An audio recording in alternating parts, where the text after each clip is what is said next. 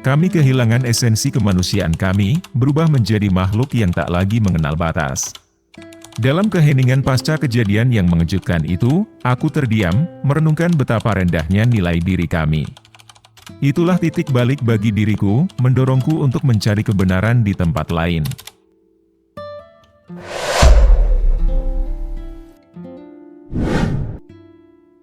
Assalamualaikum warahmatullahi wabarakatuh.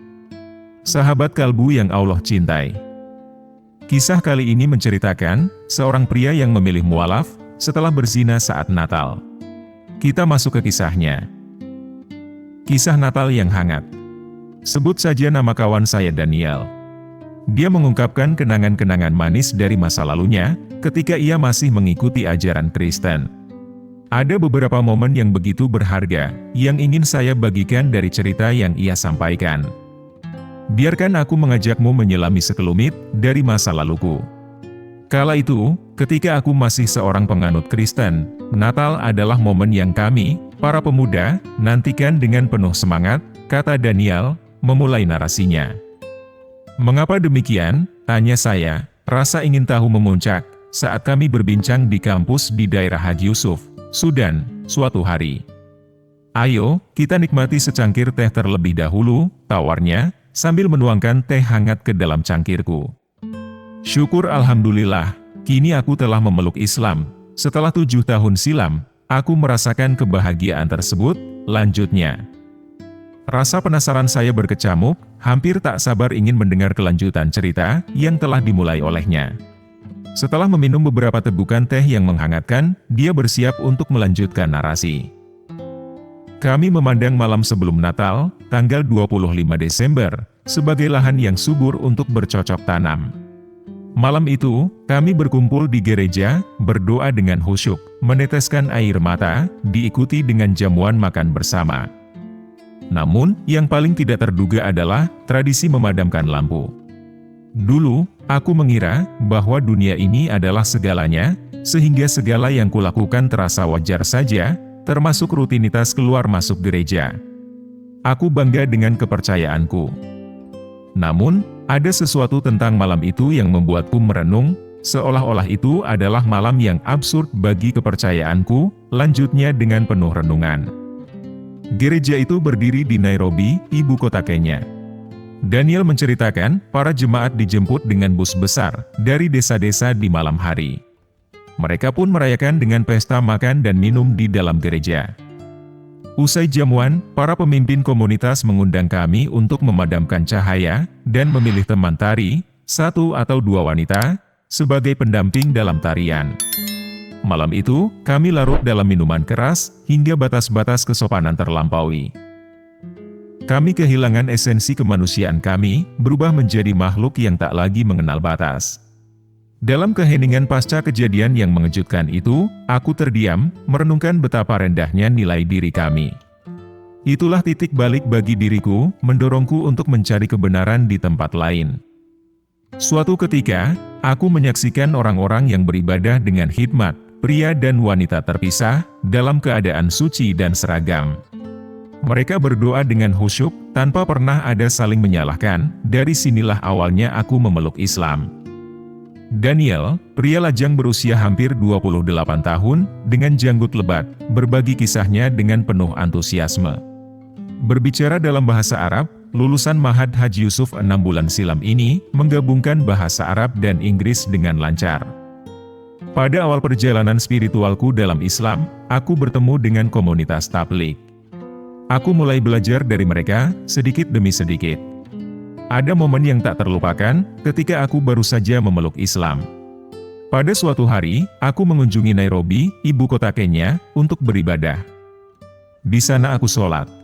Saat itu imam sudah pada rakaat ketiga, aku baru datang, alhasil aku telat 2 rakaat. Namun, saat imam salam dan aku pun ikut salam, sedangkan jamaah yang masbuk meneruskan sholat, aku hanya diam dengan kepolosanku. Aku belum belajar banyak soal Islam, hanya tahu sedikit saja. Salah seorang yang masbuk bertanya padaku, "Kenapa kamu tidak berdiri seperti kami berdiri?" Aku jelaskan, "Kalau aku berdiri lagi imamku siapa?" "Maafkan aku karena aku baru masuk Islam." Pria yang bertanya ini pun memaklumiku, dan beliau meminta aku belajar tata cara sholat. Aku tiap hari datang ke masjid itu hingga 5 kali belajar. Namun belakangan hari beliau tak terlihat lagi, dan tak memberi kabar. Namun hikmah perjalananku ke ibu kota luar biasa. Selain aku belajar untuk mencari maisha, aku tahu istilah masbuk dalam sholat. Mengenai hari Natal, dia memberikan nasihat bagi umat muslim. Sebagai anak keempat dari 6 bersaudara, dia menyampaikan bahwa banyak muslim saat ini kurang memahami makna Happy Christmas. Esensi dari ucapan Happy Christmas adalah peribadatan, karena kami, ketika masih beragama Kristen, meyakini adanya Trinitas dan Isa sebagai putra Tuhan. Kami merayakannya dengan memakan roti, simbol dari daging Isa yang menyelamatkan, dan minum khamr, lambang darah Isa. Keesokan harinya, kami merusak tubuh kami pada tanggal 26 Desember, untuk merasakan penderitaan di salib. Ini semua kami lakukan sebagai bentuk toleransi atas penderitaan Tuhan kami, demikian penjelasannya. Daniel pun menyampaikan nasihat buat umat Islam yang masih merayakan Natal. Sesungguhnya perayaan-perayaan hari raya seperti Natal ini, mengandung nilai kekufuran, katanya. Yaitu menyandangkan sifat Tuhan kepada Al-Masih Isa bin Maryam, reinkarnasi, memberhalakan Isa, menganggapnya sebagai anak Allah, ia mati di salib, dan keyakinan lainnya. Dan keyakinan tersebut telah membuat Allah Ta'ala murka. Sesungguhnya ikut serta dalam perayaan batil tersebut, memfasilitasi atau mengamankannya, menunjukkan kecocokan dan keridaan terhadap perayaan itu, dan pengakuan akan kebenaran keyakinan mereka, jelasnya. Walaupun orang yang ikut-ikutan merayakan hari raya tersebut, meyakini berbeda akidah dengan mereka, tapi ia berada di atas bahaya besar, akibat kejahilannya dalam sikapnya tersebut. Karena keridaan terhadap kekufuran, adalah kekufuran juga, tambah pria asli Kenya ini. Kenapa kalian umat Islam rela mengatakan Tuhan mereka selamat? Sungguh, tanggal 25 Desember itu, tak ada sangkut pautnya dengan Isa, karena Bible telah berbohong, tambahnya lagi. Daniel berbagi kisah transformasinya, bagaimana ia terpanggil untuk memeluk Islam. Pengalaman itu bermula saat ia menyaksikan keikhlasan jamaah tabligh dalam berdakwah. Lebih lanjut, pamannya yang beragama Kristen, menyarankan agar ia rajin membaca buku-buku yang menjelaskan sunnah Nabi dalam bahasa Swahili, sebuah bahasa yang lazim di Kenya, Tanzania, dan Uganda. Ketika aku menetap di Nairobi, kota yang menjadi pusat kehidupanku, aku memutuskan untuk membeli buku-buku yang direkomendasikan oleh pamanku. Pengetahuan yang kudapat dari buku-buku tersebut membawaku ke pesantren, dan di sanalah aku memeluk Islam. Selama 4 tahun, aku hanya beribadah pada hari Jumat. Pekerjaanku dan tantangan hidup di kota besar, sempat membuatku tersesat kembali ke jalan yang salah.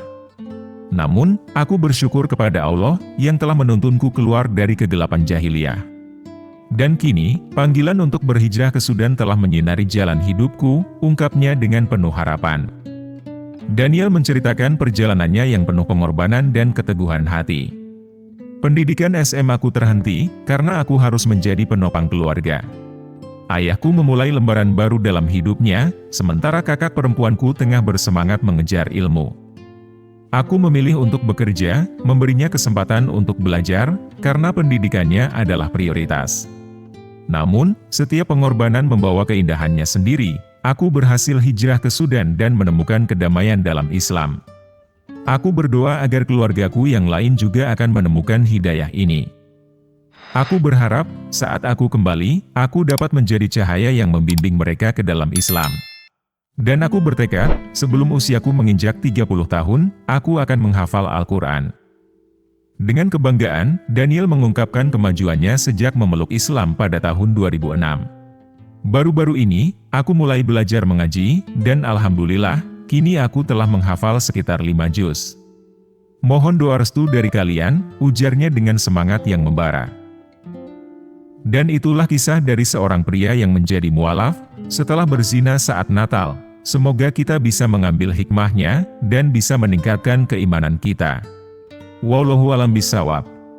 Terima kasih sudah menonton video ini sampai akhir. Jangan lupa like, komen, dan subscribe channel Ruang Kalbu. Wassalamualaikum warahmatullahi wabarakatuh.